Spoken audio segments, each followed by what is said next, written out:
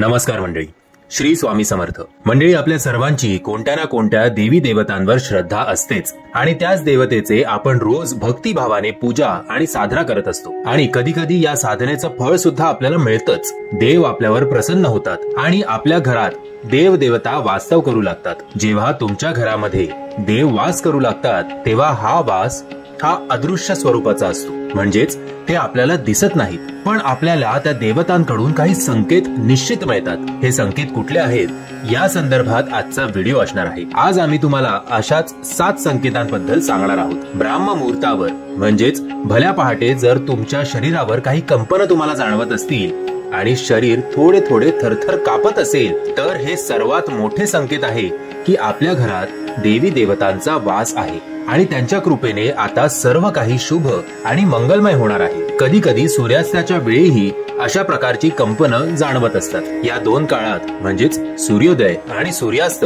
या दोनही वेळी जर तुम्हाला शरीरात कंपने जाणवत असतील तर ते तुमच्या घरी देवी देवतांच्या वास्तव्याचे खूप मोठे संकेत आहे। अनेकदा आपल्याला भविष्यातील घटनांबद्दल जाणीव असते की ही गोष्ट आत्ता घडणार आहे। अनेकांचा असा अंदाज असतो आणि तो अंदाज खरा देखील ठरतो। जर तुम्ही देखील भविष्यातील घटनांचा अंदाज लावू शकत असाल याचाच अर्थ असा होतो की देवी देवतांच्या कृपेने तुम्हाला एक दैव्य शक्ती प्राप्त झाली आहे आणि हा सुद्धा एक संकेतच आहे। आणखीन एक सर्वात मोठा संकेत म्हणजे तुमच्या घरावर कितीही मोठे संकट आले आणि संकटाच्या वेळी तुमची देवावरील श्रद्धा आणि विश्वास कमी होत नसेल तर हे सुद्धा खूप मोठे संकेत आहे की ही बुद्धी आणि ज्ञान तुम्हाला देवानेच दिली आहे। तसेच तुमच्या घरात वाद आणि भांडणं असतील तर ही भांडणे आणि वाद संपवून तुमच्यामध्ये नंतर प्रेम वाढत असेल तर समजून घ्या की तुमच्या घरात देवी देवतांचा वास आहे आणि हे सुद्धा घरात देवतांचा वास असल्याचा एक मोठा संकेत आहे।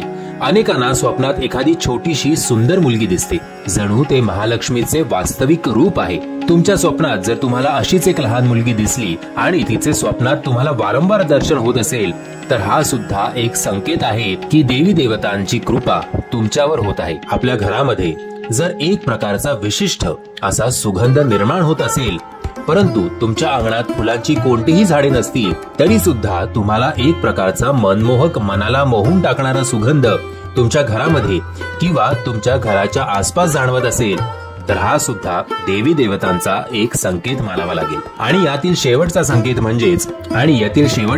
म्हणजे गृहिणी तिच्या स्वयंपाकघरात जे काही शिजवते ते चवदार भूक वाढवणारे असेल, त्यामुळे माता अन्नपूर्ण तुमच्यावर प्रसन्न आहे हे समजून घ्या। मंडळी, या व्हिडिओच्या मार्फत मी तुम्हाला थोडक्यात सांगण्याचा प्रयत्न केला आहे की कुठले कुठले संकेत आहेत ज्याकडे आपण दुर्लक्ष करता कामा नये। मी आशा करतो तुम्हाला हा व्हिडिओ आवडला असेल। जर तुम्हाला हा व्हिडिओ आवडला असेल तर प्लीज या व्हिडिओला लाईक, शेअर आणि चॅनलला सबस्क्राईब करायला विसरू नका। श्री स्वामी समर्थ।